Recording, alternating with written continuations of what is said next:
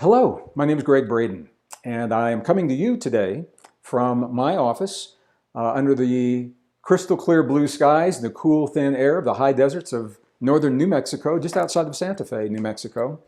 And I want to begin just by first taking a moment to say thank you.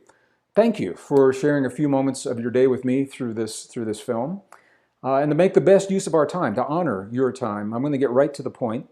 I have a new book that I am releasing October 10th of this year. The title of the book is Human by Design, From Evolution by Chance to Transformation by Choice. And I want to tell you, our office is being inundated with questions about this book. What is it about? Why did I write it? Why am I releasing it now? Why do I think it's important? And rather than answering each of those individually, I thought I'd take a few moments to create this video and maybe help to answer some of those questions right now. You and I live our lives based upon the way we think of ourselves. We solve our problems, we choose our relationships, our self-esteem that determines who we feel that we are capable of having a relationship with, what kinds of jobs we feel we are capable of applying for and accepting, what kind of abundance we have in our lives, how we heal our bodies. As different as these all sound from one another, there's a common theme that runs through all of these. And that theme is simply this: the way we answer a single question determines the way we think about all those things I just mentioned, everything from relationships to healing. The question is simply this: who am I? Who am I as an individual? Who are we collectively? There are a lot of us in this world.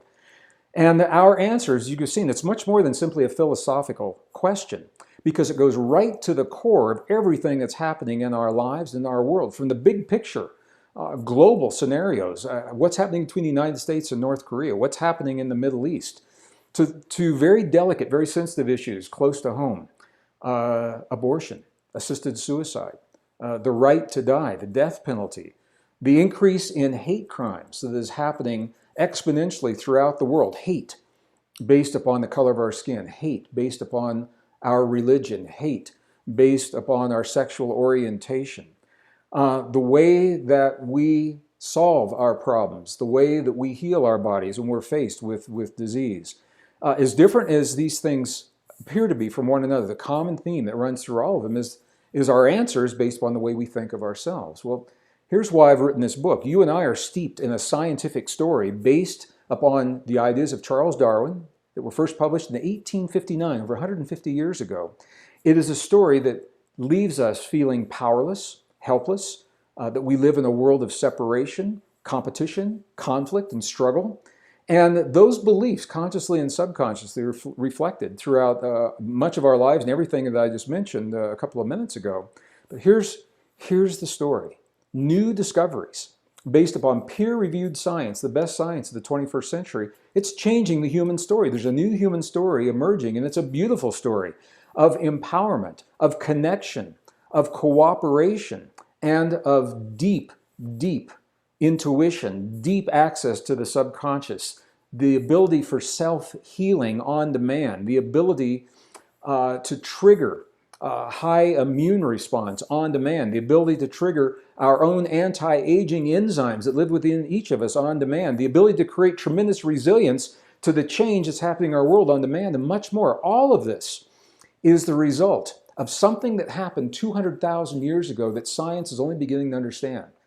Humans emerged, modern humans emerged 200,000 years ago with all of these capabilities already intact. The ability to self-regulate our advanced brains and our nervous systems in ways that have been previously thought to be reserved to mystics, to saints, to yogis, to adepts, living far away in monasteries on mountaintops where they take their whole lives, dedicate their lives to understanding these things. We don't have to do that anymore because the science is showing us how to access these abilities, and that's what part one of this new book is all about.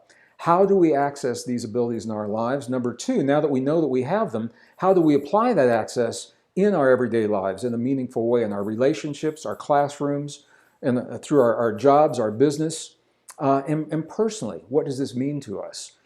There's a new human story that's emerging.